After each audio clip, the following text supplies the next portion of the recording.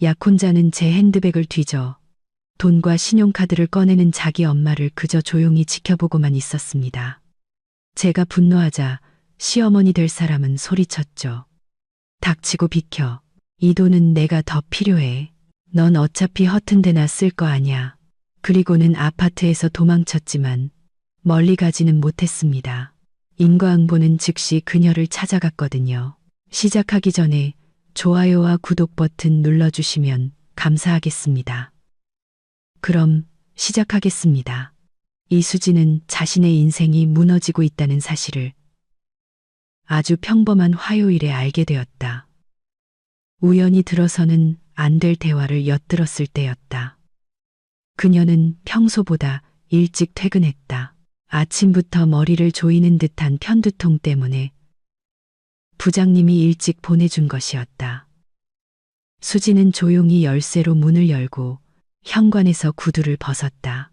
약혼자 강준호를 부르려던 순간 부엌에서 목소리가 들려왔다. 두 사람이었다. 준호와 그의 어머니 박혜숙 여사. 수지는 벽에 등을 기댄 채 옷걸이 옆에서 얼어붙었다. 무언가 불안하고 잘못되었다는 직감이 그녀의 존재를 드러내지 못하게 만들었다. 더 단호하게 행동해야 해. 언제까지 이렇게 질질 끌 거야.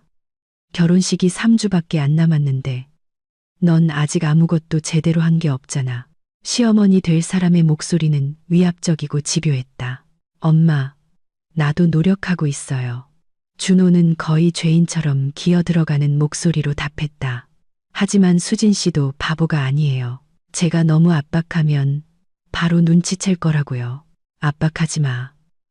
머리를 써서 행동하라고. 우선 걔 통장에 정확히 얼마가 있는지부터 알아내. 그런 다음에 우리가 어떻게 이 돈을 관리할지 결정하는 거야. 수지는 발밑이 꺼지는 듯한 느낌을 받았다. 넘어지지 않으려고, 그리고 자신의 존재를 들키지 않으려고 신발장 가장자리를 붙잡았다. 엄마. 하지만 그건 좀. 준호가 머뭇거렸다. 뭐가 좀이야. 박 여사는 목소리를 날카롭게 높였다. 내가 너 하나 키우면서 온갖 걸 다 해줬어. 이제 와서 저 잘난 여자랑 결혼하고 나더러는 뭐 옆에서 구경이나 하라고. 쟤는 너보다 3배는 더 벌어. 이게 무슨 뜻인지 알아?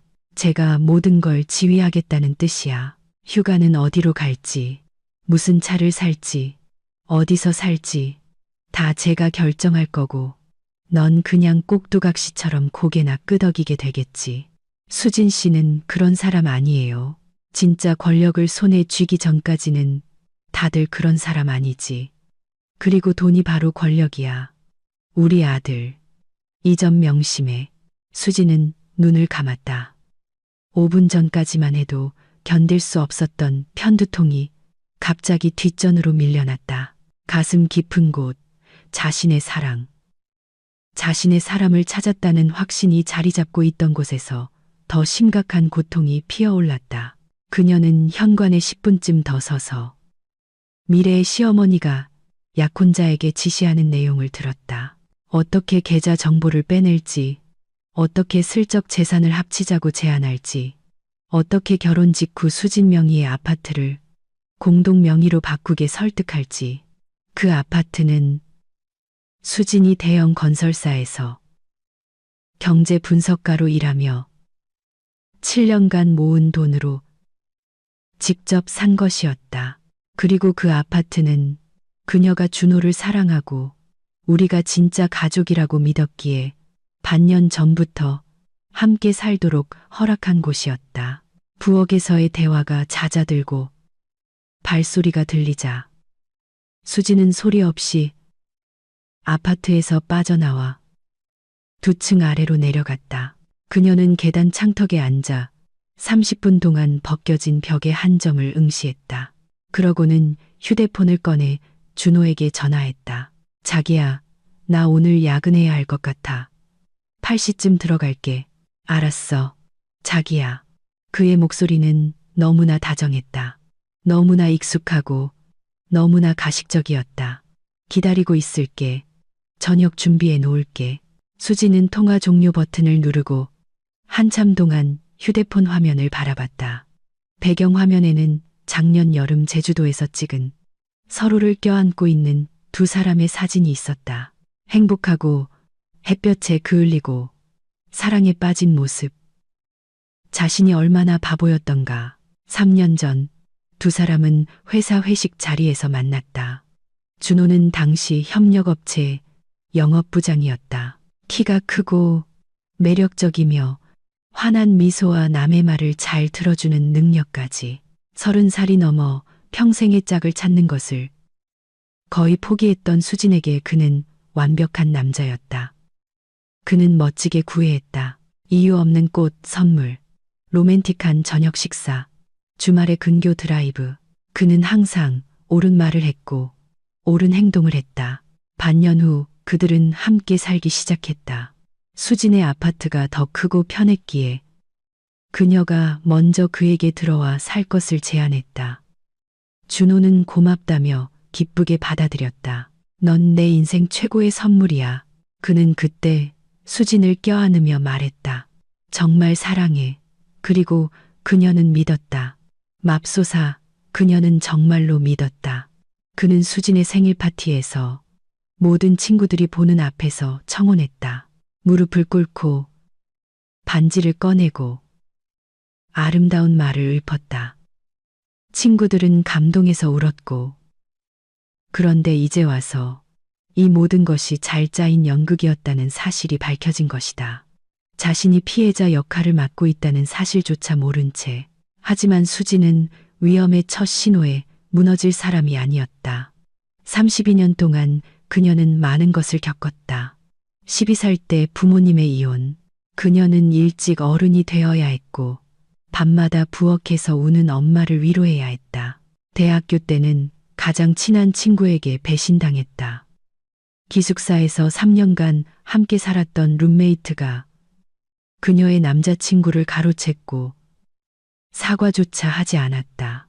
첫 직장에서는 상사가 젊고 예쁜 여직원은 특정 종류의 서비스를 제공해야 한다고 생각했고, 그녀가 거절하자 바로 그날 그의 책상에 사직서를 던지고 나왔다. 수지는 충격에 맞서는 법을, 약점을 보이지 않는 법을, 그리고 절대로 감정적으로 중요한 결정을 내리지 않는 법을 배웠다.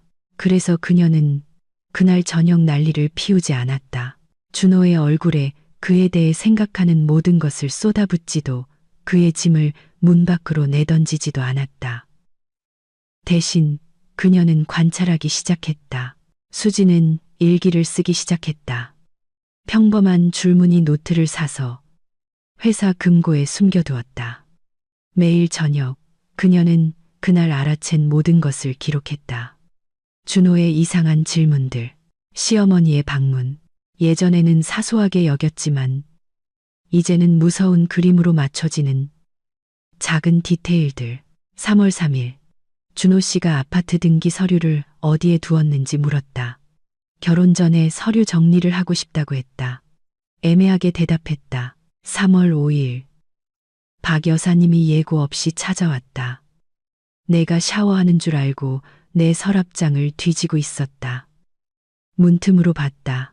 3월 8일 준호 씨가 팔찌를 선물했다. 비싼 것. 누구 돈으로 샀을까? 그의 월급은 250만 원인데 팔찌는 최소 300만 원은 넘어 보였다. 일기는 매일 두꺼워졌다. 그리고 수진이 더 많이 관찰할수록 예전에는 보지 못했거나 보고 싶지 않았던 것들이 더욱 뚜렷하게 보였다. 준호가 그녀의 씀씀이에 관심을 갖기 시작한 방식. 예전에는 그녀가 새 핸드백을 얼마에 샀는지, 왜 비싼 마트에서 식료품 배달을 시켰는지 묻지 않았다. 하지만 이제는 저녁 식사 중이나 잠들기 전에 아무렇지 않은 척 물었다. 자기야, 우리 이제 곧 결혼하니까 공동으로 자산 관리를 시작해야 하지 않을까? 수지는 미소 지으며 고개를 끄덕였다. 물론이지, 자기야. 결혼식 끝나고 얘기해보자. 그러면서 그녀는 자신이 가게에서 카드를 꺼낼 때 그가 어떻게 쳐다보는지, 자신이 안 본다고 생각할 때 그녀의 휴대폰을 어떻게 훔쳐보는지, 겉보기에는 순수하지만 속내가 있는 질문들을 어떻게 던지는지 마음속에 기록했다. 카드는 하나만 써. 아니면 다른 통장도 있어. 모아둔 돈은 대충 얼마나 돼. 아파트는 대출 없이 산 거야. 아니면 아직 할부가 남았어. 수지는 애매하게 대답했고 그때마다 그의 눈에서 실망의 그림자를 보았다. 그는 구체적인 숫자를 원했다. 그녀가 정확히 얼마의 가치가 있는지 알고 싶어 했다. 그 사이 시어머니는 점점 더 자주 나타나기 시작했다.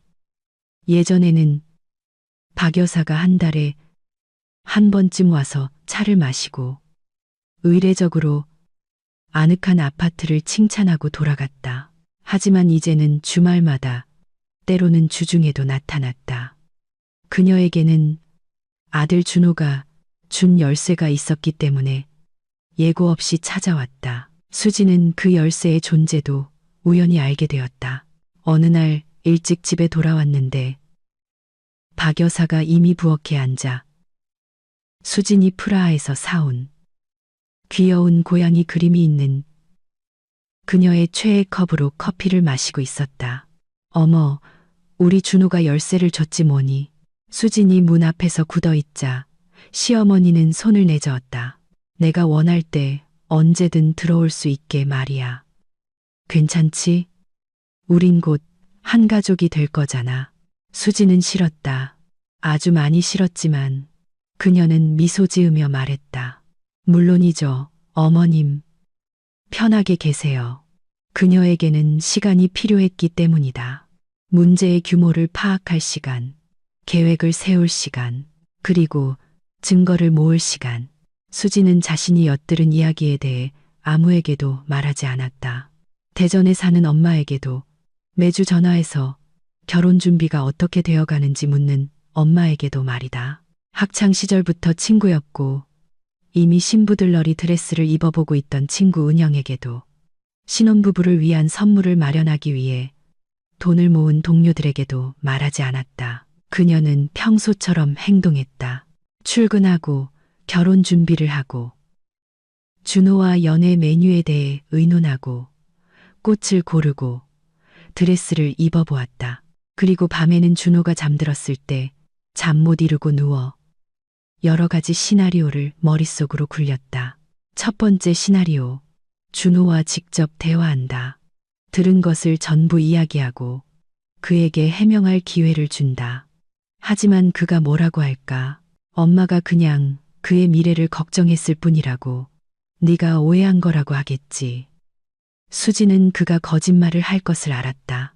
그는 이미 매일 그녀를 자기야라고 부르며 사랑한다고 말할 때마다 거짓말을 하고 있었다. 두 번째 시나리오, 결혼을 취소한다. 마음이 바뀌었다고 말하고 그를 아파트에서 내쫓는다. 하지만 그러면 그녀는 자기가 뭘 원하는지도 모르는 히스테릭한 여자가 될 것이다. 준호는 상처받은 순진한 남자 역할을 연기할 것이다. 그리고 가장 중요한 것은 수진에게는 증거가 없다는 점이다.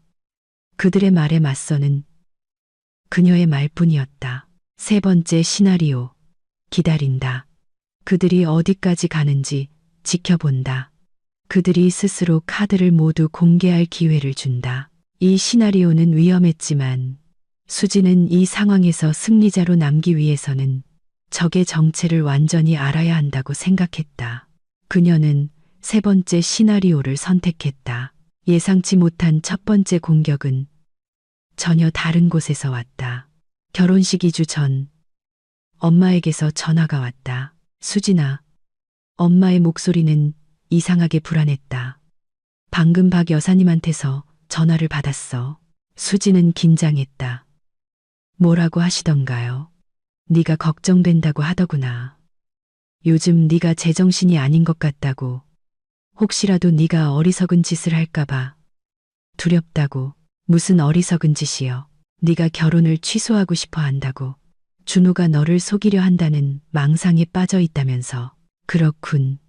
박 여사가 선수를 치기 시작한 것이다. 그녀의 엄마에게 전화해서 의심의 씨앗을 뿌리고 나중에 수진이 진실을 말하기로 결심했을 때 아무도 그녀를 믿지 않도록 밑밥을 까는 것이다.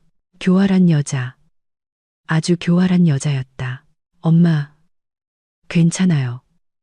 수진은 차분하게 말했다. 박 여사님은 그냥 좀 독특한 분이세요.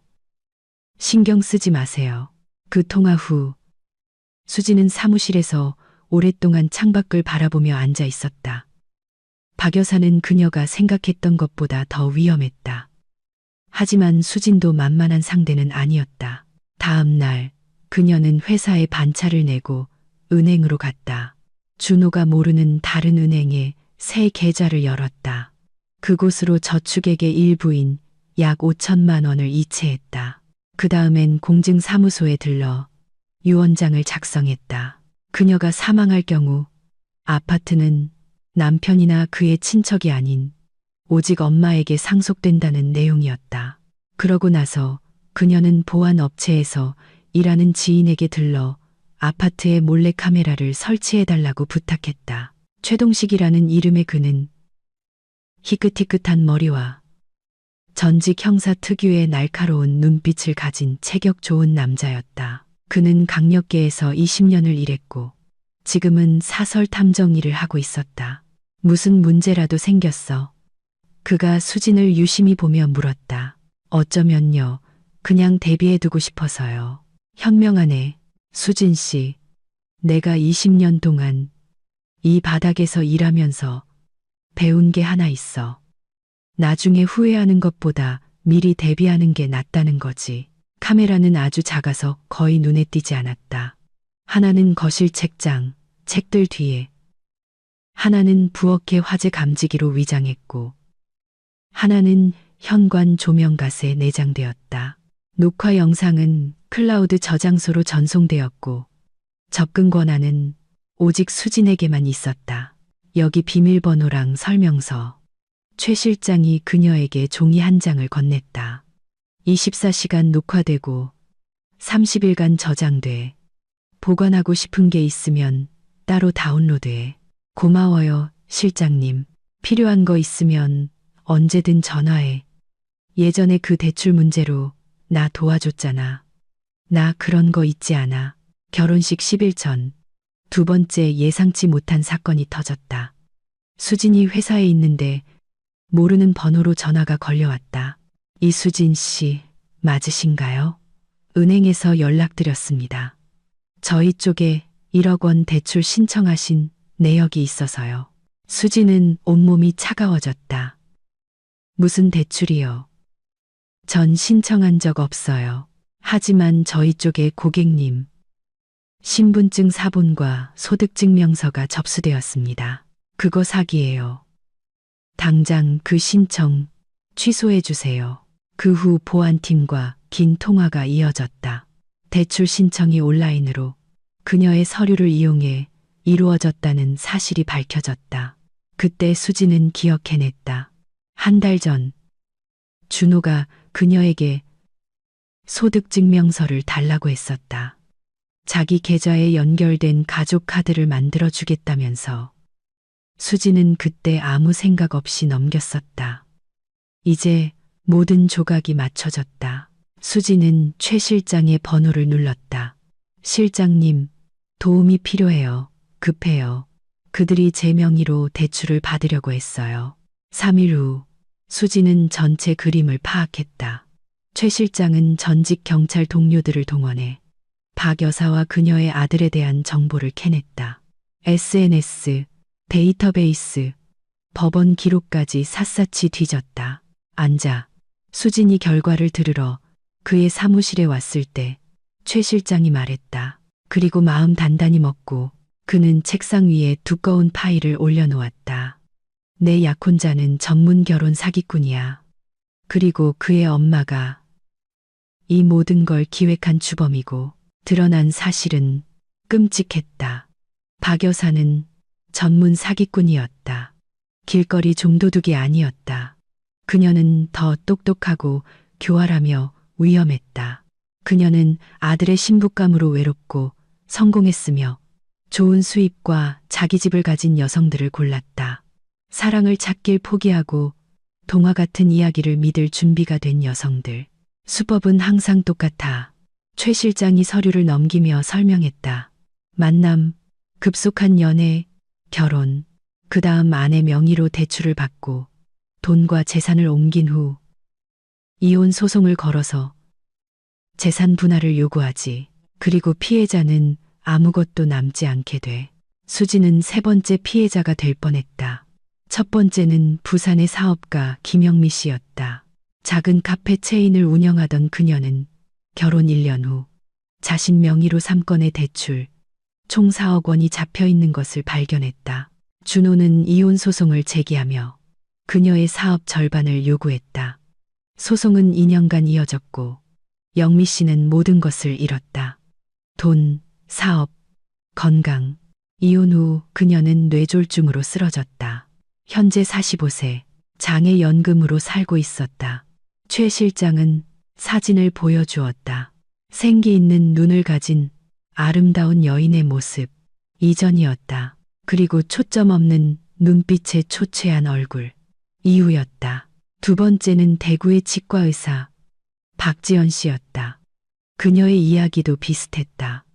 대출, 빚, 이혼과 재산 분할. 지연 씨는 경찰에 신고하려 했지만 사건은 접수되지 않았다. 형식적으로는 모든 것이 합법적이었기 때문이다. 그들은 똑똑해. 최 실장이 말했다. 절대 직접적인 증거를 남기지 않아. 대출은 아내들 명의로 되어 있고 동의서도 그들 자필로 서명되어 있지. 사기라는 걸 증명하기가 거의 불가능해. 어떻게 아내들이 동의서에 서명을 하죠? 서명 위조거나 아니면 더 가능성 있는 건 다른 서류들 사이에 슬쩍 끼워 넣는 거지. 결혼 준비할 때 서명할 서류가 얼마나 많아. 누가 그걸 일일이 다 읽어보겠어. 수지는 오싹해졌다. 그녀는 지난 몇 달간 얼마나 많은 서류에 서명했는지 떠올렸다. 웨딩 플래너 계약서, 드레스 주문서, 식당 예약서. 네가 서명한 모든 걸 확인해봐. 최 실장이 말했다. 지난 1년간 서명한 모든 것. 박 여사는 항상 그림자 속에 머물렀다. 그저 아들의 행복을 바라는 다정한 어머니인 척. 그녀의 이름은 어디에도 등장하지 않았다. 하지만 그녀가 주범이라는 건 우리도 알고 있어. 최 실장이 파일을 손가락으로 두드렸다. 2명의 전처 모두 그녀를 언급했어. 그녀가 모든 것을 통제했다고 말했지. 수지는 자료를 읽으며 등골이 서늘해지는 것을 느꼈다. 그녀는 세 번째 희생자가 될 뻔했지만 그렇게 되지는 않을 것이다. 수지는 전략을 바꿨다. 그녀는 더 이상 박 여사에게 웃으며 동의하지 않았다. 부드럽지만 단호하게 반대하기 시작했다. 어머님, 제가 어떤 치마를 입을지는 제가 결정하는 게 좋을 것 같아요. 조언은 감사하지만 전 제가 좋아하는 커피를 살 거예요. 시어머니는 처음에는 놀란 듯, 그 다음엔 짜증스러운 듯, 나중에는 분노에 찬 눈으로 그녀를 쳐다봤다. 준호야, 쟤 요즘 왜 저러니? 아주 기어오르려고 하네. 수진이 저항할수록 박 여사는 더 초조해졌다. 그리고 초조한 사람은 실수를 저지르기 마련이다. 결혼식 일주일 전, 시어머니는 수진의 회사로 찾아왔다. 우리 얘기 좀 해야겠다. 그녀는 허락도 없이 의자에 앉으며 말했다. 준호 없이. 네, 말씀하세요. 요즘 돌아가는 꼴을 보니 알겠다. 네가 제일 똑똑한 줄 아나 본데 착각하지 마. 박 여사는 몸을 앞으로 기울였다. 가정에는 위계질서라는 게 있는 거야. 아내는 자기 자리를 알아야지. 남편보다 돈을 더 벌어서도 안 되고 시어머니에게 말대꾸해서도 안 돼. 그리고 제일 중요한 거, 비밀이 없어야 해. 모든 건 공유해야지. 돈, 재산, 결정까지 전부. 그러니까 제 돈이 어머님 돈이, 아니, 우리 가족 돈이 되어야 한다는 말씀이시군요. 수지는 천천히 고개를 끄덕였다. 감사합니다, 어머님, 이제 어머님이 무슨 말씀을 하시는지 정확히 알겠네요. 결혼식 5일 전, 수지는 엄마에게 전화했다. 엄마, 좀 일찍 와주셨으면 해요. 바로 지금요. 무슨 일 있니? 아직은 아니지만 생길 수도 있어요. 엄마가 곁에 있었으면 좋겠어요. 엄마는 다음 날 도착했다. 저녁에 준호가 헬스장에 간 사이 두 사람은 부엌에 앉았다. 말해봐. 엄마가 말했다. 전부 다. 그리고 수지는 모든 것을 털어놓았다. 엿들은 대화, 대출 시도, 준호의 전처들 이야기까지. 엄마는 말없이 들었다. 그녀의 얼굴은 점점 창백해졌다. 세상에, 수진아, 그걸 다 알고도 지금까지 입을 다물고 있었단 말이야. 증거와 계획이 필요했어요. 그래서 계획은 있는 거니? 수지는 고개를 끄덕였다. 네. 하지만 엄마의 도움이 필요해요. 두 사람은 자정까지 부엌에 앉아 세부 계획을 논의했다. 가장 중요한 건 내가 모든 걸 안다는 걸 저들이 눈치채게 해서는 안 돼. 엄마가 말했다. 마지막 순간까지 저도 그렇게 할 생각이에요. 결혼식 전날은 정신없이 흘러갔다. 수진과 엄마는 웨딩숍에 가서 드레스를 확인하고 예행 연습으로 머리를 손질했다. 준호는 집에 남아 있었다. 숍에서 미용사가 그녀의 머리를 만지는 동안 수지는 거울을 보았다. 창백한 얼굴, 눈 밑에 다크서클. 하지만 눈빛에는 강철 같은 의지가 서려 있었다. 신부님 치고는 무척 차분하시네요. 미용사가 말했다. 보통 다들 긴장하시는데 신부님은 태산 같으세요. 전 제가 뭘 원하는지 아니까요. 저녁에 준호는 다정하고 배려심 깊은 완벽한 신랑이었다. 수지는 내일 일어날 일에 대해 생각했다. 밤에 그녀는 거의 잠을 이루지 못했다. 천장을 바라보며 누워 준호의 고른 숨소리를 들었다. 그는 아기처럼 잠들어 있었다. 아마 그의 양심은 깨끗하거나 아니면 아예 양심이라는 게 없거나 둘 중 하나일 것이다. 아침에 수지는 초인종 소리에 잠을 깼다. 아침 8시, 예식은 3시였다. 준호야, 엄마 왔다. 박 여사의 목소리가 아파트에 울려 퍼졌다. 내 아들 결혼식을 놓칠 순 없지. 시어머니는 7시간이나 일찍 도착했지만 계획은 그대로 진행되었다. 다음 몇 시간은 긴장의 연속이었다. 박 여사는 모든 것을 지휘했다. 꽃을 어떻게 배치할지 지시하고 수진에게 부케 잡는 법을 가르치고 웨딩 플래너에게 전화를 걸었다. 이건 내 날이야. 그녀는 어느 순간 말했다. 아니, 내 아들의 날이지. 모든 게 완벽해야 해. 정오쯤 메이크업 아티스트가 도착했다. 시어머니는 옆에 서서 지시를 내렸다. 볼터치 너무 진하게 하지 마세요. 그리고 섀도우는 더 밝게. 시체처럼 창백하잖아요. 이 시 모두 준비가 끝났다. 수지는 핸드백을 들었다. 안에는 신분증, 휴대폰, 지갑, 그리고 3장의 신용카드가 들어 있었다. 웨딩홀에는 하객들이 기다리고 있었다. 커피 머신을 사주기 위해 돈을 모았던 수진의 회사 동료들. 대전에서 온 몇몇 먼 친척들. 수진이 거의 모르는 준호의 친구들. 그리고 박 여사가 신랑 측 친척이라며 데려온 정체 모를 사람들까지.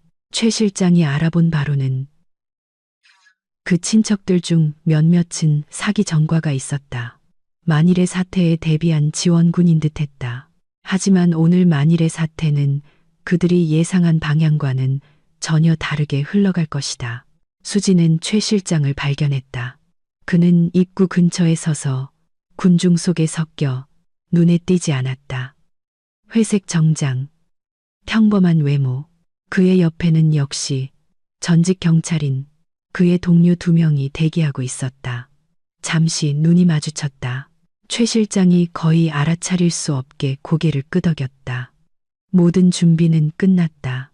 예식 1시간 전 예상치 못한 일이 벌어졌다. 신부 대기실로 40대 중반의 지친 얼굴을 한 낯선 여자가 들어왔다. 이수진 씨. 제 이름은 김영미예요. 전 준호 씨의 첫 번째 아내였어요. 수진은 얼어붙었다. 그녀는 최 실장의 자료에서 이 여자의 이전과 이후 사진을 봤었다.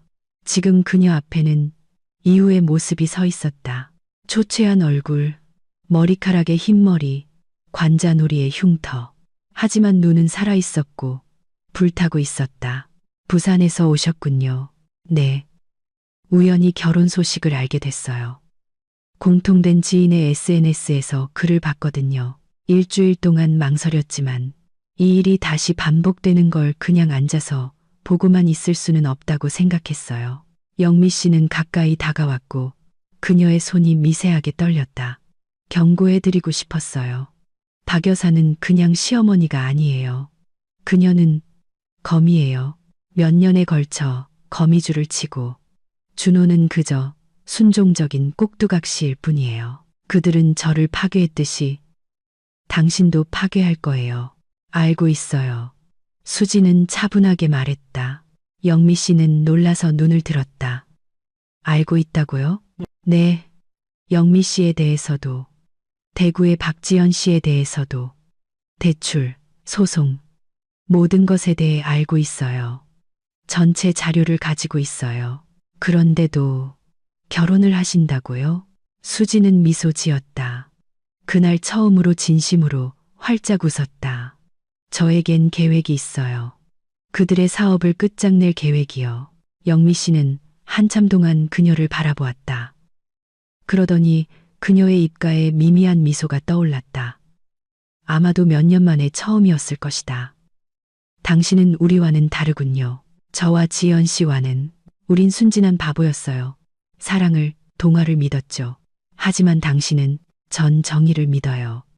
그리고 악은 반드시 벌을 받아야 한다고 믿고요. 영미 씨는 가방에서 접힌 종이를 꺼냈다. 이건 제 전화번호와 이메일 주소예요. 증인 진술이나 서류, 뭐든지 필요하면 제가 도울게요. 지연 씨도 증언할 준비가 되어 있어요. 제가 연락했거든요. 우린 오랫동안 어떻게든 복수하고 싶었지만 혼자서는 할 수 없었어요. 함께라면 우린 힘이 있죠. 수진이 고개를 끄덕이며 종이를 핸드백에 넣었다. 고마워요. 영미 씨, 곧 연락드릴게요. 여자는 고개를 끄덕이고 나타났을 때처럼 조용히 사라졌다. 수지는 다시 거울을 향했다. 신부가 그녀를 보고 있었다. 아름답고 차분하며 결단력 있는, 자신이 무엇을 하는지 아는 여자. 곧 그녀는 생각했다. 아주 곧 모든 게 끝날 거야. 예식 시작 15분 전 수지는 로비로 나갔다. 준호는 단상 앞에 서 있었다. 박 여사는 첫 번째 줄에 앉아 있었다.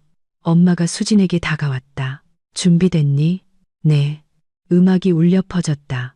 수지는 단상을 향해 걸어갔다. 준호가 그녀의 손을 잡았다. 그의 손바닥은 축축했다. 줄에는 사랑과 신의에 대한 엄숙한 연설을 시작했다. 기쁠 때나 슬플 때나 죽음이 두 사람을 갈라놓을 때까지. 신부 이수진 양은 신랑 강준호 군을 남편으로 맞이하여 바로 그때 예식장 문이 활짝 열렸다. 사복 차림의 남자 2명과 경찰 제복을 입은 2명이 들어왔다. 죄송합니다만 예식을 잠시 중단하겠습니다. 홀은 웅성거리기 시작했다. 준호는 창백해졌다. 강준호 씨, 사기 혐의로 체포합니다. 박 여사가 벌떡 일어났다. 이게 무슨 짓이에요? 우리 준호는 아무 잘못도 없어요. 박혜숙 씨, 당신도 해당됩니다. 준호가 수진을 돌아보았다. 당신이야? 당신이 이런 짓을 한 거야? 아니, 준호 씨, 당신이 한 짓이지. 난 그저 정의가 당신을 찾는 걸 도왔을 뿐이야. 그때 박 여사는 수진의 핸드백을 보았다. 그것은 단상 옆 의자 위에 살짝 열린 채로 놓여 있었다. 시어머니의 눈에 탐욕스러운 불꽃이 번쩍였다. 그녀는 핸드백으로 달려들어 지갑과 신용카드를 움켜쥐었다. 이건 우리 돈이야. 그녀는 전리품을 머리 위로 흔들며 소리쳤다. 우리 거라고. 저 여자가 우리 돈을 훔쳤어. 홀 안의 하객들은 경악했다. 누군가는 자리에서 일어섰고 누군가는 휴대폰을 꺼내 촬영하기 시작했다. 수지는 시어머니에게 한 걸음 다가갔다. 제 물건을 제자리에 놓으세요. 그녀는 낮지만 단호하게 말했다. 그건 제 핸드백, 제 지갑, 제 카드예요. 하지만 박 여사는 이미 듣고 있지 않았다. 그녀의 눈에는 광기가 번뜩였다. 동물적인 공포가 탐욕과 뒤섞이고 공황이 분노와 뒤엉켰다. 그녀는 마치 그것이 보물인 양, 침몰하는 배에서 건져낼 수 있는 유일한 전리품인 양, 지갑을 가슴에 꼭 껴안았다. 못 줘. 그녀는 비명을 질렀다. 이 돈은 내 아들 거, 우리 가족 거야. 경찰들이 그녀에게 다가갔지만 박 여사는 더 빨랐다. 그녀는 팔꿈치로 경찰 한 명을 밀치고 하객들 사이를 빠져나가 출구로 돌진했다. 수지는 움직이지 않았다. 그녀는 하얀 드레스를 입고 단상 옆에 서서 시어머니가 하이힐을 신고 비틀거리며 남의 돈을 가슴에 품고 문으로 달려가는 모습을 지켜보았다. 문 바로 앞에서 박 여사는 돌아섰고 수지는 그 순간 그녀의 얼굴 표정을 결코 잊지 못할 것이다. 순수한 증오, 가감 없는 증오와 또 다른 무언가. 게임이 끝났다는, 모든 것이 무너지고 있다는, 몇 년간 공들여 쌓아온 계획이 나락으로 떨어지고 있다는 깨달음. 시어머니는 숨을 크게 들이마셨고 수지는 그녀의 입술이 무언가를 말하기 위해 움직이는 것을 보았다. 닥치고 비켜. 박 여사는 홀 전체에 메아리가 울릴 정도로 크게 소리쳤다. 이 돈은 내가 더 필요해. 넌 어차피 허튼 데나 쓸 거 아냐. 그리고 그 말과 함께 그녀는 무거운 문을 밀치고 예식장 밖으로 뛰쳐나갔다. 순간 모든 것이 멈췄다. 하객들, 경찰들, 심지어 손목에 수갑이 채워진 채 입을 벌리고 엄마의 뒷모습을 바라보던 준호까지. 그러고 나서 상황이 터졌다. 경찰들이 시어머니를 뒤쫓아 달려나갔다. 최 실장과 그의 팀원들도 뒤따랐다. 하객들은 자리에서 벌떡 일어났다. 누군가는 소리쳤고 누군가는 휴대폰으로 촬영했고 누군가는 도대체 무슨 일이 일어나고 있는지 파악하려 애썼다. 수지는 단상 옆에 꼼짝 않고 서 있었다. 그녀는 박 여사의 보라색 드레스가 스쳐 지나간 열린 문을 바라보았다. 엄마가 그녀에게 달려왔다. 수진아, 괜찮니? 괜찮아, 엄마. 모든 게 계획대로야. 계획대로라고? 저 여자가 네 돈을 가지고 도망쳤는데. 수지는 차분하게 드레스 주머니에서 그렇다. 이 드레스에는 주머니가 있었고 그녀는 일부러 그렇게 주문했다. 자신의 휴대폰을 꺼냈다. 카드는 어제 다 정지시켰어. 지갑 안에는 동전 합쳐서 5천 원밖에 없어. 실컷 기뻐하라고 해. 엄마는 놀라서 그녀를 쳐다봤다. 저 여자가 핸드백을 낚아챌 줄 알았단 말이니?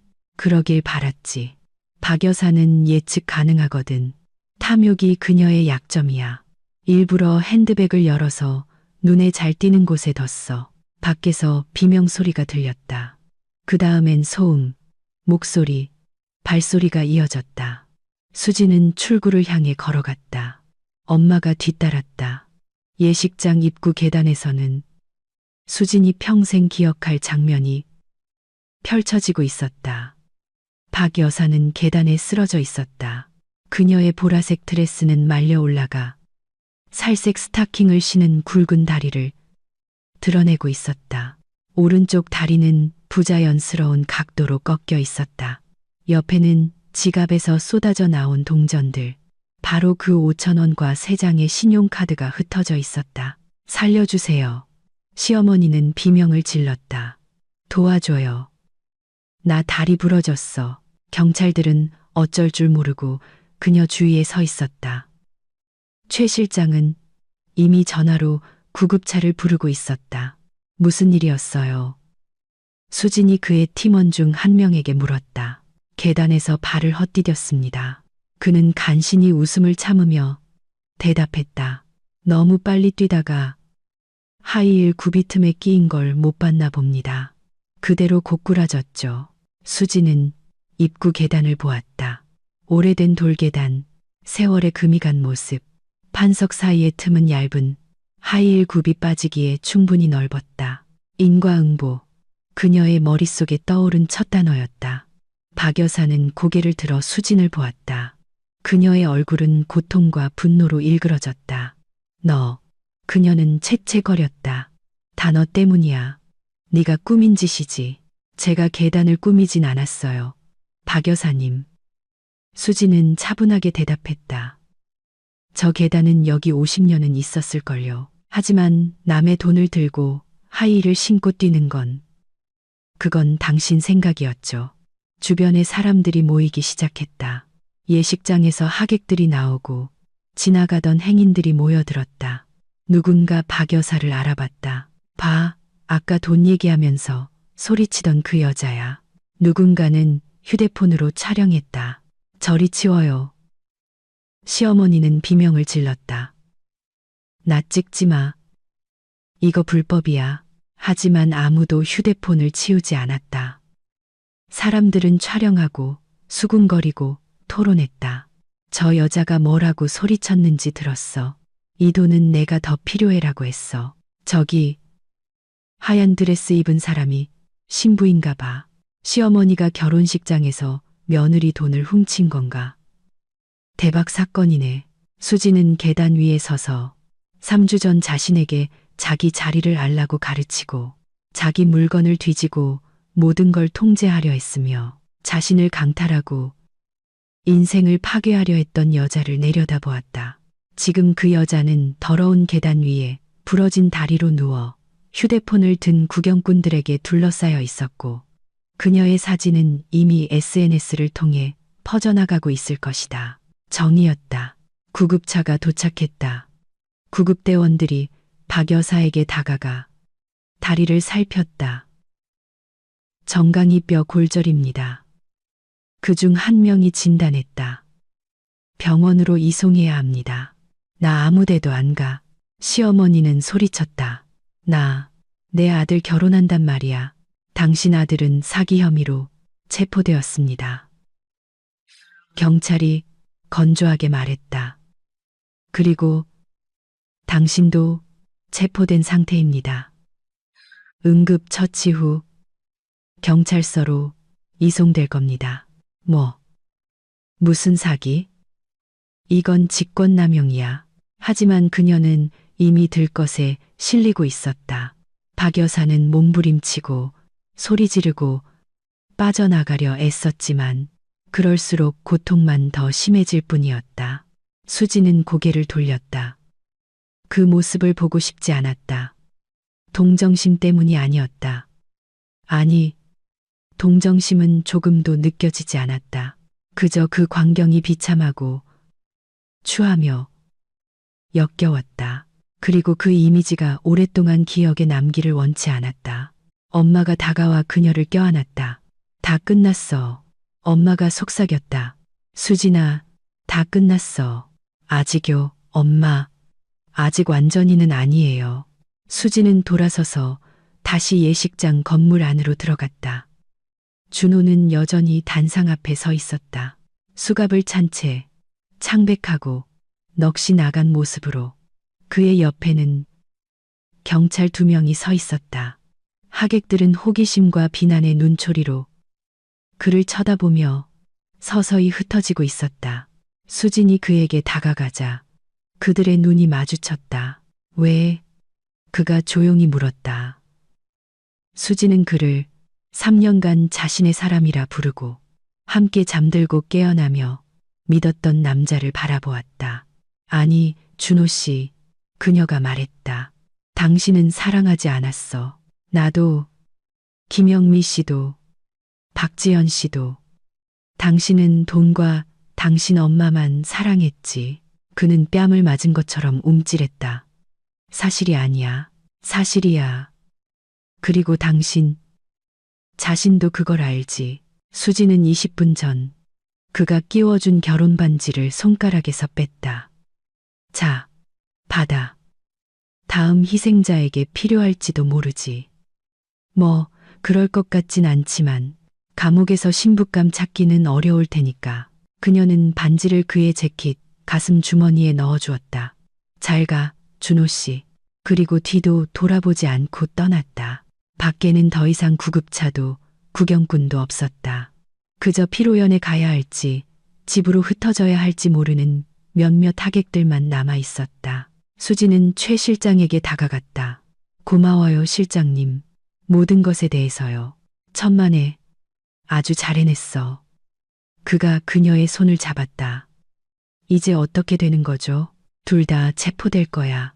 우선 조사를 받고 아마 구속되겠지. 사건을 기소할 만한 자료는 충분해. 전처들 증언도 있고 내 명의로 대출받으려 한 시도도 있고 이건 구체적인 증거지. 박 여사는요. 그 여자는 좀 더 복잡해. 항상 남의 손을 빌려서 움직였으니까. 하지만 오늘 일 이후로는 최 실장이 씩 웃었다. 스스로 무덤을 팠지. 증인들 앞에서 내 돈을 훔치고 도망치고 길거리에서 소리 지르고 이건 강도죄야. 161조. 게다가 공무집행 방해죄까지 파고들면 사기 조직 구성 혐의도 추가될 수 있고 형량이 얼마나 나올까요?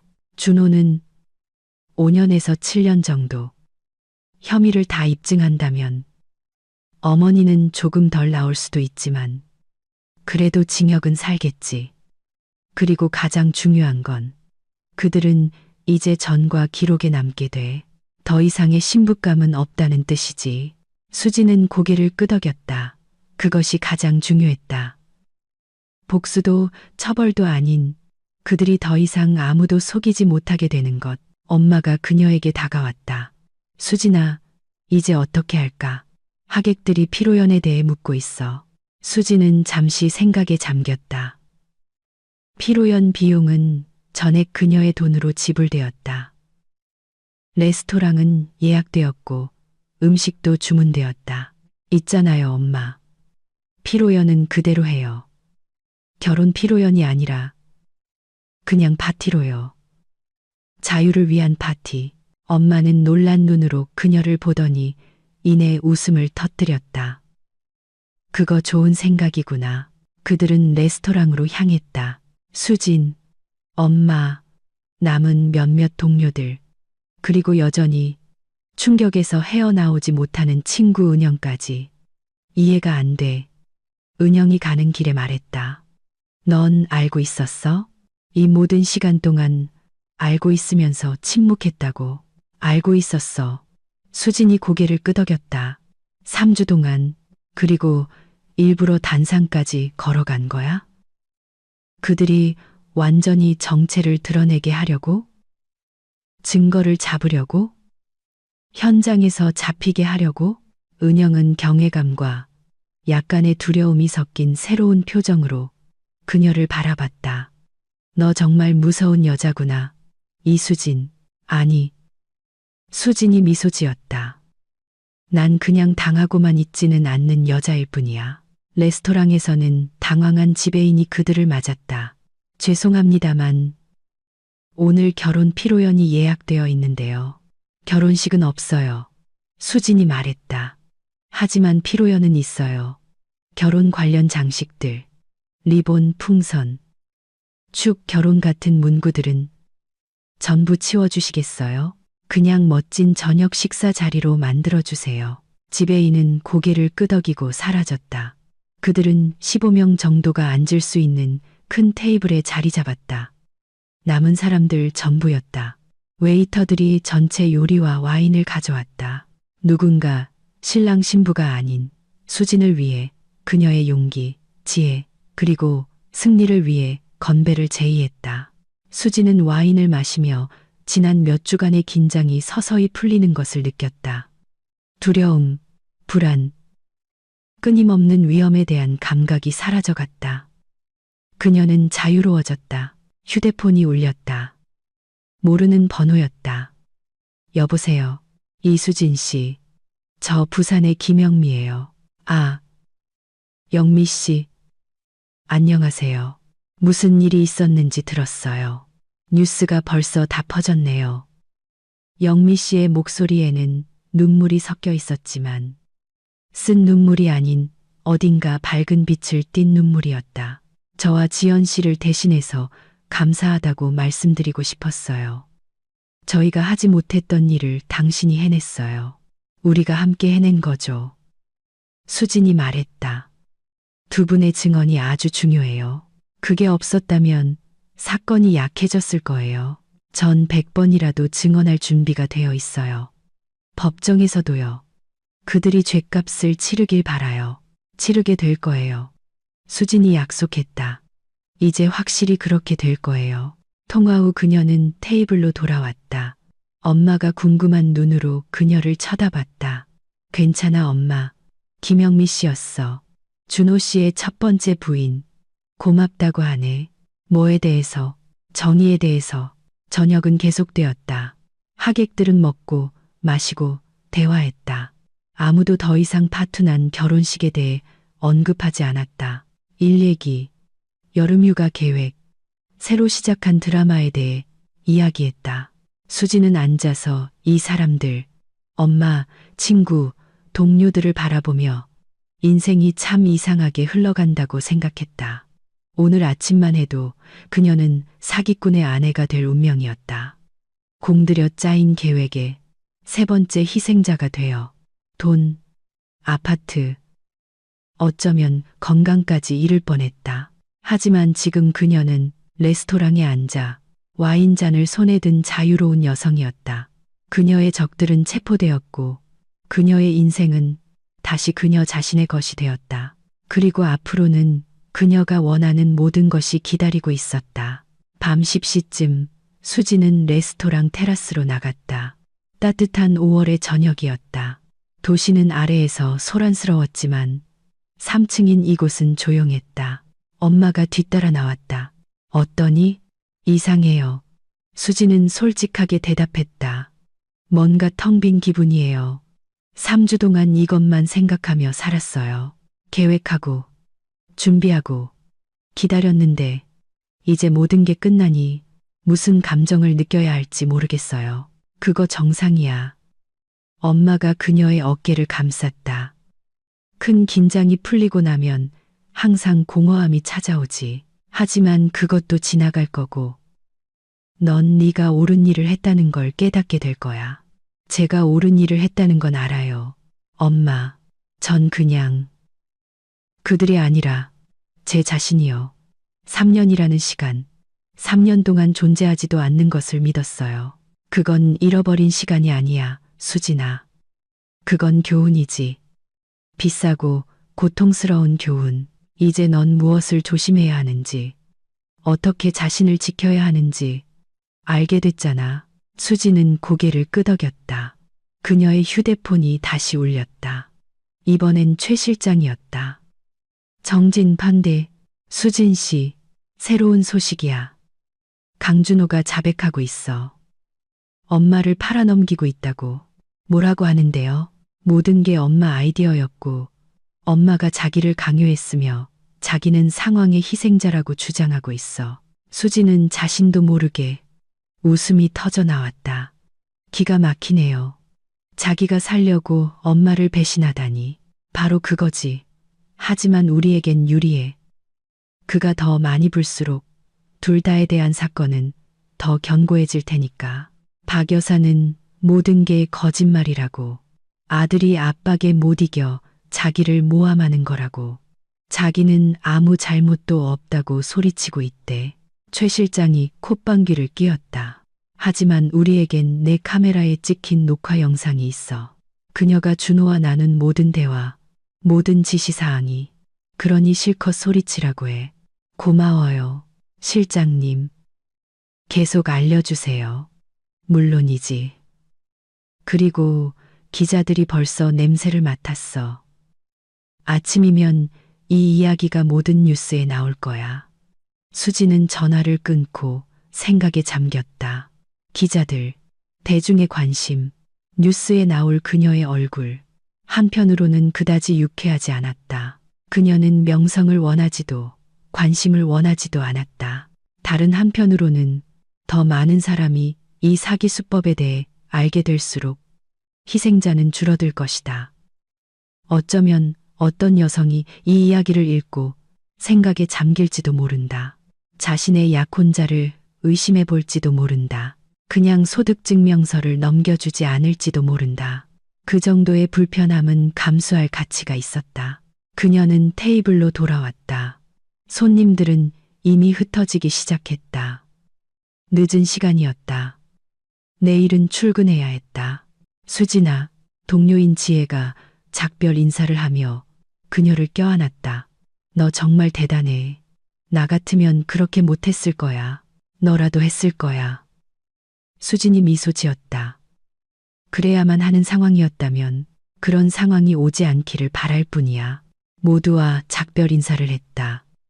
수진은 자신과 엄마를 위해 택시를 불렀다. 차 안에서 엄마는 딸의 어깨에 머리를 기댄 채 잠이 들었고 수진은 창밖으로 밤의 도시를 바라보며 미래를 생각했다. 내일이면 새로운 삶이 시작될 것이다. 준호 없이, 두려움 없이, 거짓 없이. 그리고 그것은 좋은 삶이 될 것이다. 자정 무렵 집에 도착했다. 아파트는 고요함으로 그들을 맞았다. 준호의 물건들은 아직 그대로였다. 그의 옷이 옷장에, 그의 면도기가 욕실에, 그의 컵이 부엌에 있었다. 내일 다 싸서 경찰서에 가져다 줄 거예요. 수진이 말했다. 그에게 전해달라고요. 아깝지 않니? 아니요. 그의 것은 아무것도 여기에 있으면 안 돼요. 그녀는 마치 처음 보는 것처럼 아파트를 둘러보았다. 이곳은 그녀의 아파트, 그녀의 집, 그녀의 요새였다. 이제 아무도 이곳에 대한 권리를 주장할 수 없었다. 엄마는 손님방에 누웠고 수지는 밤늦게까지 부엌에 앉아 창밖의 야경을 바라보았다. 그녀는 자신이 얼마나 재앙에 가까웠는지 생각했다.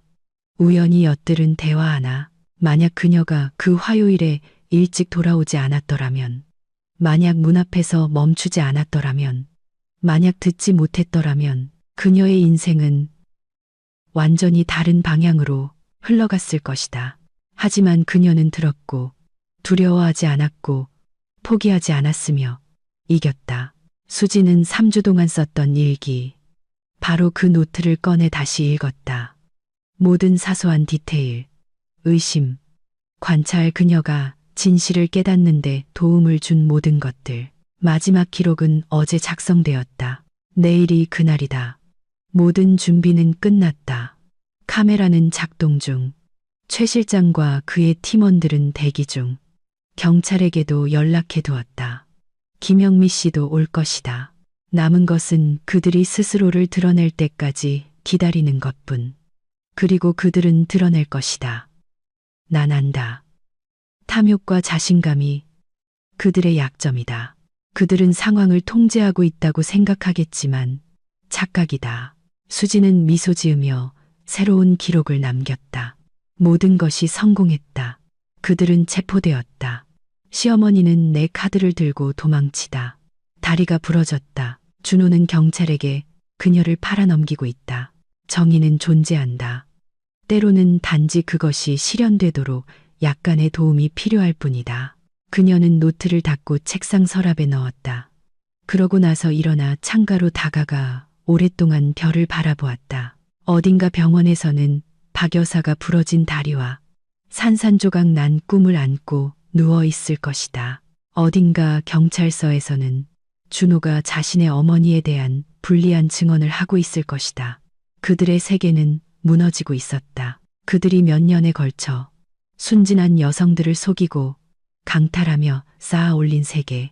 그리고 수지는 자신의 아파트 창가에 자유롭고 강인하게 서 있었다. 그녀는 아침의 새로운 삶, 더 나은 삶, 그녀 자신의 삶 속에서 눈을 뜰 것이라는 것을 알았다. 아침은 전화벨 소리와 함께 시작되었다. 수지는 눈을 뜨고 화면을 보았다. 7시 30분. 모르는 번호였다. 그녀는 통화 버튼을 눌렀다. 이수진 씨, 도시의 뉴스의 박지윤 기자입니다. 인터뷰를 좀 요청하고 싶은데요. 수지는 전화를 끊었다. 1분 후 또 다른 전화. 다른 번호, 다른 목소리. 같은 요청. 그 후로도 계속 아침 8시까지 그녀는 기자들로부터 12통의 전화를 받았다. 최 실장이 경고했던 대로였다. 이야기는 밤사이에 인터넷으로 퍼져나갔다. 하객 중 누군가가 박 여사가 핸드백을 낚아채며 그 말을 외치는 순간을 영상으로 찍어 올린 것이다. 영상은 몇 시간 만에 10만 뷰를 기록했다. 수지는 SNS를 열었다가 바로 후회했다. 시어머니 도둑, 며느리 돈 들고 도망치다. 다리 부러져. 충격의 결혼식 현장, 신랑은 사기꾼, 어머니는 배우 조종자, 신부, 3주간 사기꾼들을 위한 덫을 준비해 승리하다. 그녀의 사진이 온갖 곳에 널려 있었다. 웨딩드레스를 입고 단상에 선 모습, 예식장 입구 계단에서 쓰러진 시어머니 옆에 선 모습, 심지어 SNS에 있던 옛날 사진들까지. 엄마가 손님방에서 나왔다. 역시 손에 휴대폰을 든 채로. 수진아, 벌써 5명한테서 연락 왔어. 다들 이게 정말이냐고 물어봐. 정말이에요. 엄마. 불행히도 이제 온 나라가 다 알게 됐네요. 전화가 다시 울렸다. 이번엔 최 실장이었다. 수진 씨, 좋은 아침. 뉴스 봤어? 봤어요. 기자들이 벌써 들들 볶네요. 이해. 하지만 더 중요한 다른 소식이 있어. 어젯밤 박 여사 집을 압수수색했는데 수지는 긴장했다. 뭘 찾았는데요? 별게 다 나왔지. 다른 사람 명의의 서류들, 계약서 양식들, 그리고 가장 흥미로운 건 장부야. 일종의 회계 장부를 관리하고 있었어. 자기 프로젝트들을 다 기록해 놨더군. 프로젝트, 희생자, 이름, 금액, 날짜까지. 넌 3번째가 아니었어. 수진아, 넌 7번째였어. 수지는 속에서 무언가 툭 끊어지는 것을 느꼈다. 7번째, 그래. 우리가 몰랐던 4명의 여성이 더 있었어. 김영미 씨 이전에 2명, 영미 씨와 지연 씨 사이에 1명, 그리고 지연 씨 이후 너 이전에 1명. 맙소사. 수사관들이 지금 그들의 신원을 파악하고 있어. 신문하고 증언을 모을 거야. 사건이 점점 커지고 있어. 수지는 의자에 주저앉았다. 7명의 여성, 7개의 파괴된 삶, 7개의 배신과 사기, 상실의 이야기. 그리고 그녀는 8번째가 될 뻔했다. 이제 그들은 어떻게 되죠? 그녀가 물었다. 중형을 받게 될 거야. 특수경제 범죄가 중 처벌법상 사기, 조직범죄. 준호는 이미 거의 모든 걸 자백했어. 엄마를 팔아넘기면서 집행유예를 받아내려고 애쓰고 있지만 아마 안 될 거야. 혐의가 너무 많거든. 박 여사는 병원에서 경호를 받으며 누워서는 자기는 무죄라고 변호사를 불러달라고 소리치고 있대. 하지만 우리가 찾은 그 장부를 보면 최 실장이 콧방귀를 뀌었다. 빠져나갈 구멍은 없어. 통화 후 수지는 오랫동안 부엌에 앉아 한 점을 응시했다. 7명의 여성. 그녀는 자신만을 구했다고 생각했다. 어쩌면 영미 씨와 지연 씨가 정의를 찾는데 도움을 주었다고. 하지만 그 규모는 훨씬 더 컸다. 엄마가 그녀 앞에 커피 한 잔을 놓아주었다. 무슨 생각하니? 그들이 얼마나 많은 사람들의 인생을 망쳤는지요. 그리고 저도 그 중 한 명이 될 뻔했다는 거요. 하지만 되지 않았지. 네가 더 똑똑했으니까. 전 그냥 운이 좋았어요. 엄마, 그 대화를 운 좋게 들었을 뿐이에요. 제가 일찍 돌아오지 않았더라면 우는 행동할 준비가 된 사람에게 따르는 법이야. 엄마가 맞은편에 앉았다. 다른 사람이었다면 그 말을 듣고 겁을 먹었을 거야. 아니면 믿지 않거나 저절로 해결되겠지 하고 넘겼을지도 몰라. 하지만 넌 행동했어. 3주 동안 계획을 준비했지. 그건 운이 아니야, 수진아. 그건 내 성격이지. 수진은 희미하게 미소 지었다. 고마워요. 엄마. 정오쯤 기자들이 초인종을 누르기 시작했다. 처음에는 한 팀, 그 다음에는 두 번째 팀. 수지는 문을 열지 않았지만 그들은 계단에 서서 초인종을 누르고 문을 두드렸다. 이수진 씨, 몇 가지만 여쭤볼게요. 사기꾼들을 어떻게 밝혀내셨는지 말씀해 주세요. 시청자들이 당신의 이야기를 듣고 싶어 합니다. 수지는 커튼을 치고 초인종을 껐다. 오래 가진 않을 거야. 엄마가 말했다. 일주일만 지나면 다른 자극적인 뉴스를 찾아서 잊어버릴 거야. 그러길 바라요. 전화가 울렸지만 이번에는 아는 번호였다. 친구 은영이었다. 수진아, 봤어. 너 모든 뉴스에 나왔어. 사람들이 널 복수의 신부라고 부르더라. 봤어. 별로 마음에 들진 않아. 난 멋진 것 같은데. 넌 이제 슈퍼히어로 같아. 사기꾼들을 이긴 여자. 난 슈퍼히어로가 아니야. 은영아. 난 그냥 강도당하고 싶지 않았을 뿐이야. 그래서 뭐, 결과가 어쨌든 대단하잖아. 그들은 체포됐고, 사건은 기소됐어. 어쩌면 다른 여자들이 이제 더 조심하게 될지도 모르지. 수지는 생각에 잠겼다. 그 말에는 일리가 있었다. 그럴지도 모르지. 그녀가 동의했다. 어쩌면 점심 식사 후 부장님에게서 전화가 왔다. 이수진 씨. 그의 목소리는 이상했다. 뉴스를 봤습니다. 그거 다 사실입니까? 사실입니다. 부장님, 잠시 침묵이 흘렀다. 그리고 3주 동안 약혼자가 사기꾼이라는 걸 알면서도 회사에 출근했다는 겁니까? 그를 검거하기 위한 작전을 준비하면서요. 네, 또다시 침묵. 이수진 씨, 이 일 이후로 제가 당신을 예전처럼 대할 수 없다는 걸 이해하십니까? 수지는 긴장했다. 지금 해고 통보를 받게 될까? 어떤 의미에서요? 당신이 제가 아는 사람 중 가장 냉철하고 전략적인 사고를 하는 사람이라는 의미에서요. 승진을 제안하고 싶습니다. 분석팀장 자리입니다. 당신이라면 잘 해낼 겁니다. 수지는 웃음을 터뜨렸다. 그날 처음으로 진심으로 웃었다. 부장님, 진심이세요? 물론입니다. 3주 동안 이중 생활을 하면서 승리할 수 있는 사람이야말로 관리직에 필요한 인재입니다. 생각해 보시고 출근하시면 이야기 나눕시다. 통화 후 수지는 오랫동안 휴대폰을 바라보았다. 승진, 새로운 직책, 새로운 연봉. 인생은 계속되고 있었고 더 좋아질 것 같았다. 저녁에 모르는 번호로 문자가 왔다. 안녕하세요, 수진 씨. 제 이름은 최선희입니다. 저도 그들에게 사기당한 여성 중 한 명이에요. 4년 전에요. 전 아파트와 저축을 모두 잃었어요. 평생 정의를 찾지 못할 거라고 생각했어요. 그런데 오늘 뉴스를 봤습니다. 감사합니다. 제가 하지 못했던 일을 해주셔서 정말 감사합니다. 이제 저도 증언할 겁니다. 그들이 모든 것에 대해 대가를 치르도록요. 수지는 문자를 읽으며 눈시울이 붉어졌다. 또 다른 문자가 왔다. 그리고 또 여러 도시의 여성들. 최 실장이 말한 그 7명의 희생자들이었다. 그들은 그녀의 연락처를 찾아 감사의 말을 전해왔다. 당신이 우리에게 희망을 줬어요.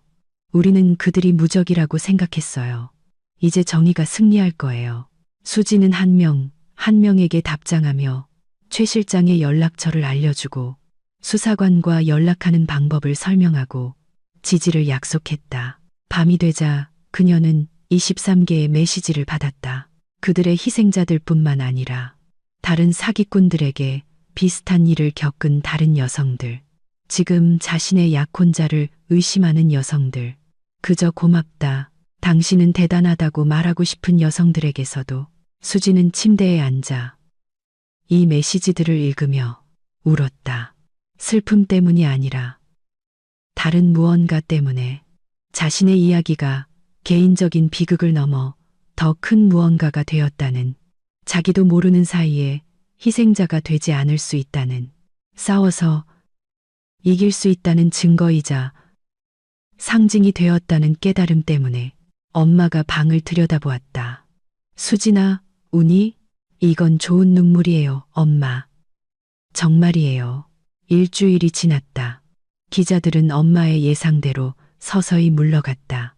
새로운 센세이션, 새로운 스캔들이 등장했다. 복수의 신부 이야기는 뒷전으로 밀려났지만 그 결과는 남았다. 준호는 공식적으로 구속되었다.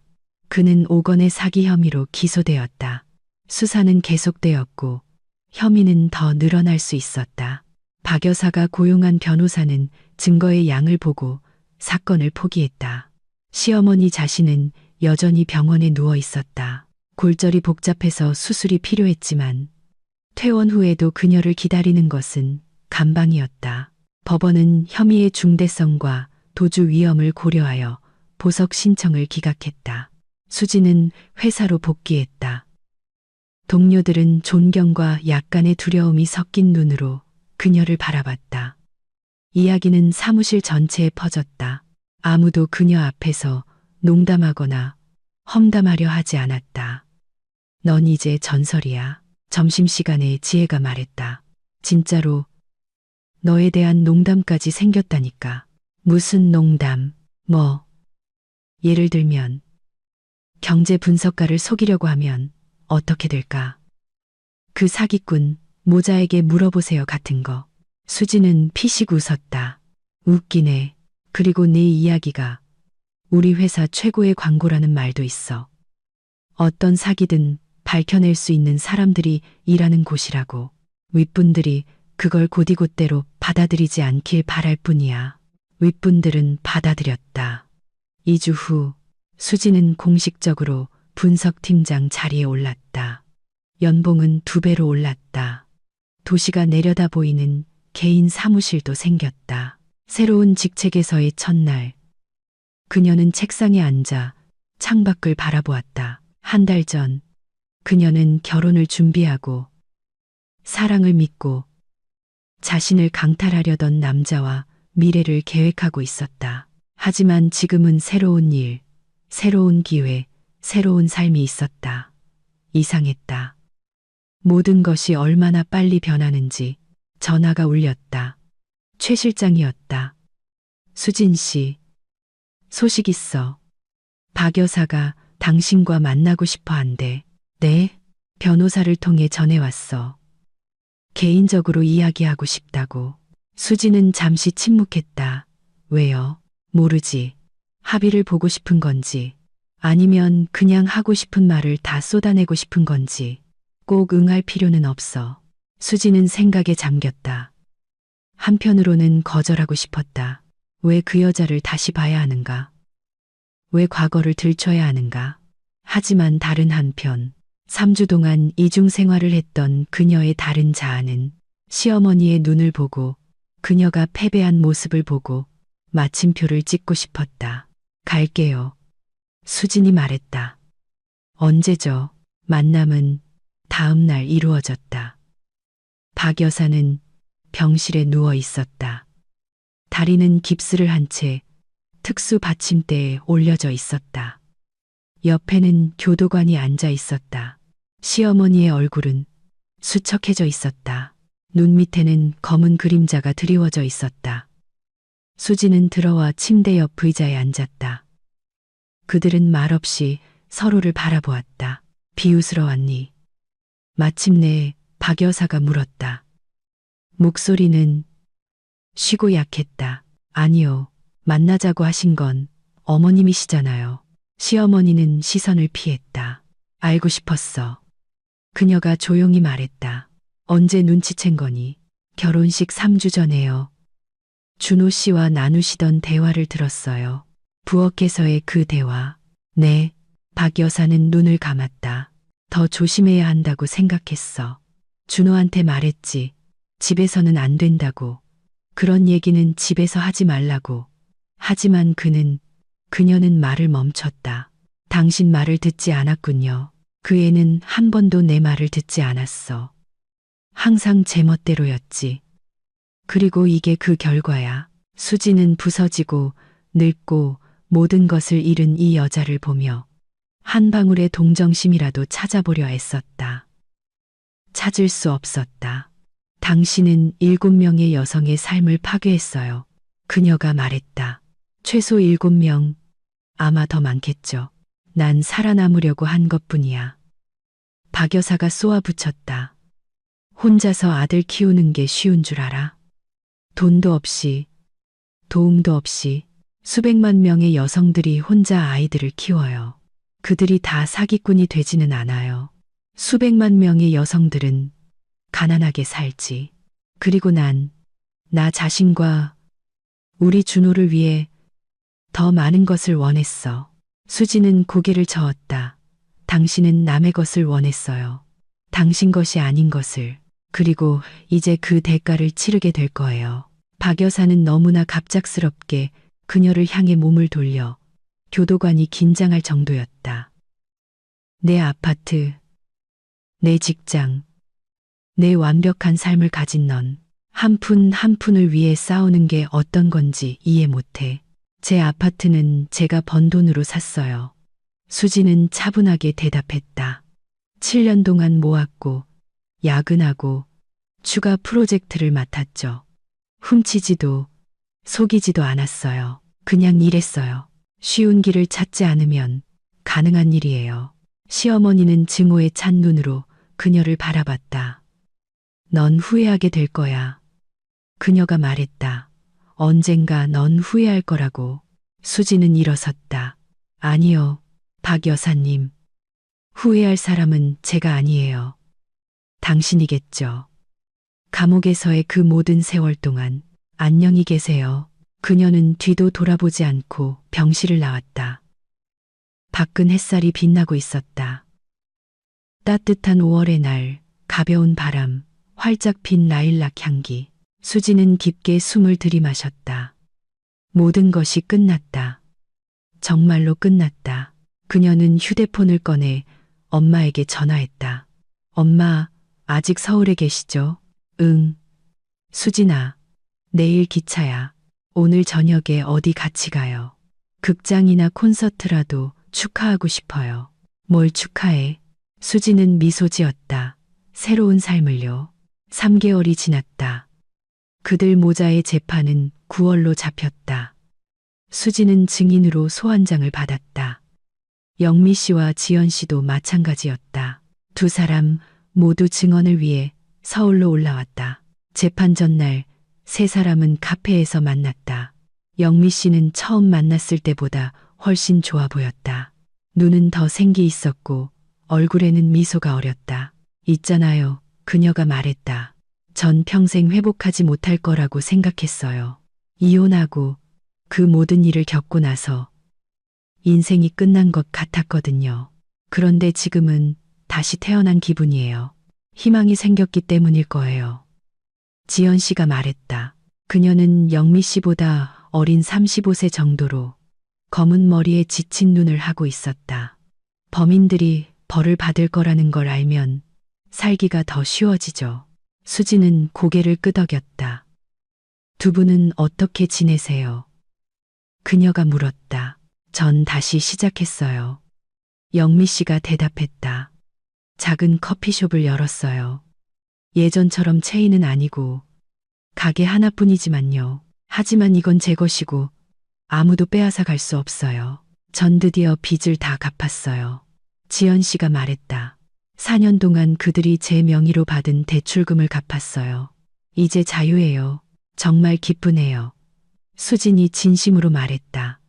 두 분 모두 잘 되셔서요. 그들은 잠시 침묵했다. 있잖아요. 영미 씨가 말했다. 저 사실 처음엔 당신을 미워했어요. 수지는 놀라 눈썹을 치켜 올렸다. 저를요? 개인적으로 당신이 아니라 당신에 대한 생각 자체를요. 준호가 또 다른 희생자와 결혼한다는 걸 알았을 때 아무것도 할 수 없다는 사실이 너무 고통스럽고 불공평했어요. 이해해요. 그러다 당신이 그들을 어떻게 다루는지 보고 깨달았어요. 당신은 희생자가 아니라 전사라고. 그리고 당신 덕분에 우리 모두 이제 이 장을 닫을 수 있게 됐어요. 지연 씨가 고개를 끄덕였다. 우리 둘 다 당신에게 감사해요. 당신이 아니었다면 그들은 계속했을 거예요. 8번째 희생자, 9번째, 10번째, 전 제가 해야 할 일을 했을 뿐이에요. 수진이 말했다. 그 이상은 아니에요.